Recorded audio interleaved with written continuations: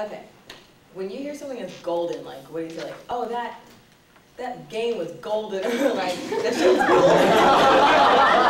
Like, you're golden. Like, when you hear golden, you don't think of a rectangle or anything. You think like, oh, that thing's like on point, that thing's perfect, like, it's the best it could be. But there are such things as golden rectangles. No way. Whoa. Golden squares, and they all have, what they all have in common is they all have the golden ratio. Oh. And so what we did with our project, we were like, okay, we know like, well, in class, we use like certain like rectangle, and we're like, oh, that's a golden rectangle. But what we did was we were trying to find golden rectangles in everyday objects and nature and different aspects of our life. Okay, well, I'm just gonna show you a few examples that I found. My little lack of art supplies and a printer and tape. So that's really good. Thank you. But some examples. I'm not gonna show the ones on here because they're impossible to see. But the first one, it's found in a lot of different things like architecture and paintings and like certain book designs and even in like music and nature and industrial buildings and stuff. So I'm just gonna give a few little examples. In architecture, the main one that most people know is the Parthenon is built around it. And another one is Les Corbusier's the Villa Stein. It's like not the actual building, but it's like a garden thing, and the whole like layout of the land is like shaped like a giant golden rectangle. There's also the flag of Togo. I don't know exactly where Togo is, but thank you. But it is designed to approximate the golden rectangle as well. And let's see. It is also found in art, and the main artist was Leonardo da Vinci because he focused a lot of his like art and stuff around like the geometric side of art, and he thought like the body was like geometrically like aligned, and he was known for like his divine proportion and the Vitruvian Man, and a lot of people say like he based like a lot of his artwork on the golden rectangle and golden ratio. And let's see, another person who based a lot of his stuff off of Da Vinci, he made like a book called The Divine Proportion, and he had like illustrations, a little picture of how the human face was like geometrically balanced, and it's like broken down into little golden triangles here. And when I was looking up like who like discovered, it was like the Greeks that like used all of it at first, but then I realized they went back and realized that the Egyptians used the golden rectangle and golden ratio when they're building the pyramids, because the pyramids of Giza, the way they're set up, is in the golden ratio. And so they're like, it's not just the Greeks that used it first, it's something that's the Egyptians now that used it first. But I just remembered I had a picture, there's a little bit of trivia on here where they had divided him up into like the little golden rectangle sections.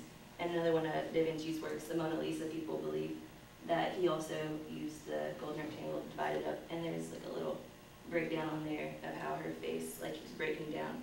Because it's interesting about a golden rectangle, you can like take a square section out, and each section that's left makes another golden rectangle. And so it shows how it breaks down on her face, and like each section goes into the other golden rectangle, making what is also known as the golden spiral. Just to let you know. It's kind of cool. And I was like in my room trying to find like objects that were like the golden rectangle, and I was just like looking at my microwave and like measuring it, and my roommate came in and she was like, what are you doing? I'm like, it's a golden rectangle, don't worry about it. It's fine. Yeah, there's like all these things, because it's like a certain time period, like 1550, like a lot of the books like were the exact measurements of the golden ratio. And so they're like all these like perfect looking books and everything. And a lot of other people say that it's like commonly used in like everyday designs, like postcards and cards and posters and televisions and photographs. And I was like, really? So I'm like measuring my computer and a few pictures on here, like credit cards and TV. And then people sometimes like design like their buildings and stuff, like in architecture, like there's this door frame. Let's see. It's also used in music, which I thought was pretty cool, because I was like, how do you put golden ratios in music, which I guess we're kind of retarded. Maybe. I thought maybe people could like really do that. Yeah. Anyways, but let's see. In Bartók's music for strings, the progression chord of the xylophone is in intervals of like 1, 2, 3, 5, 8, which is a Fibonacci sequence. It's kind of crazy.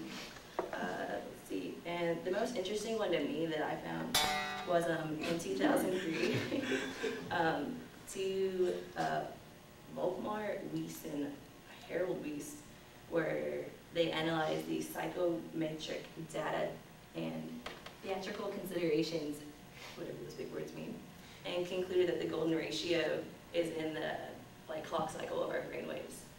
So that's kind of crazy. Everywhere.